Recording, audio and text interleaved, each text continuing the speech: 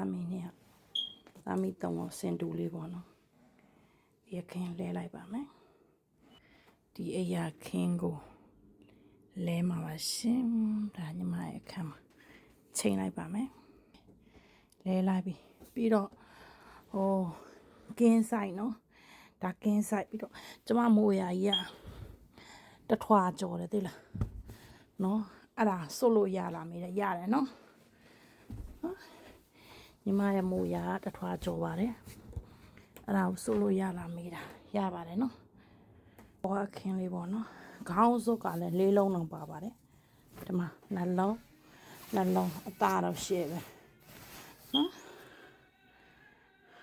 ဒီမှာအထဲဆွလိုက်ပြီပေါ့နော်ကဲနောက်တစ်ထပ်ဆုံးကဲဒါတော့ကျမရဲ့အခန်းလေးပါကဲဒါကျမရဲ့အခန်းလေးပေါ့နော်ကဲလဲပြီးသွားပါပြီတနာမြပြန်လေလာပါလေမွေးနာမွေးဖြန်းတာအမွေးဖြန်းတာမွေးကြိုင်းတာကဲစိတ်ချမ်းသာတယ်ဒီလိုမျိုးလေးဒါကညီမတို့သားမိအိတ်တဲ့အခန်းလေးသားငယ်လေးနဲ့ဒါကဲမို့ရကင်းဆိုင်ကိုတော်လားဆိုကင်းဆိုင်အပြည့်တော်ပါ1000ကျော်2000လဲတော်ပါအရင်မှအသားလေးလည်းရှယ်ကဲနောက်တစ်ခန်းလောက်လိုက်အောင်အမအရက်ခဲတစ်ခုပေါ့နော်အပွင့်ကျမသားလေးကြတာဒီလိုအခင်းမဲ့ကြိုက်တာအပေါ်ကနေဒီလိုတင်တာသူမကြိုက်ဒါပထမတစ်ခေါက်ကယူထားတဲ့ဟာအဲ့တွေ့လားအပွင့်နေ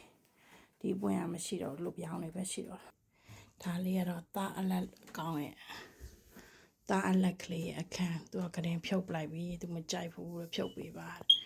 အဲ့တော့ကရင်ဖြုတ်ပေးလိုက်တယ်ဒါလေးကသားလေးအလက်ကောင်းလေးရဲ့အခန်းလေးပါသားလေးသူကအပေါ်ကနေပြီးတော့လို့ပန်းနေတာမကြိုက်တော့သူ့ကိုဒီလိုပြောင်းလေးပဲထည့်ပေးတယ်သူအခန်းရောင်နဲ့လည်းလိုက်တယ်နော်သူအခန်းရောင်နဲ့သူကလိုက်အောင်သူအပွင့်မကြိုက်ဘူးဆိုတော့လေဒီမှာလိုက်ကလေ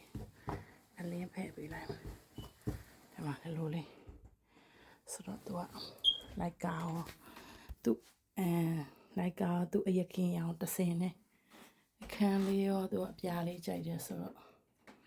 ဒါသားလက်ကလေးအခန်းမှာโอเคalhamdulillahဒီလိုလေးသူကအပေါ်ကနေအပွင့်လေးထည့်ပေးချင်တာသူမကြိုက်ဘူးအစွတ်လည်းအပွင့်ရှိတယ်သူမကြိုက်ဘူးလူပြောင်လေးပဲကြိုက်တယ်နှစ်ခုပါတယ်လေအပေါ်ကနေအခင်းအရန်ကောင်းတယ်နော်ကဲကျေးဇူးပါလေးကားလေးလည်းတန်ရှင်းလုံးနေပါတယ်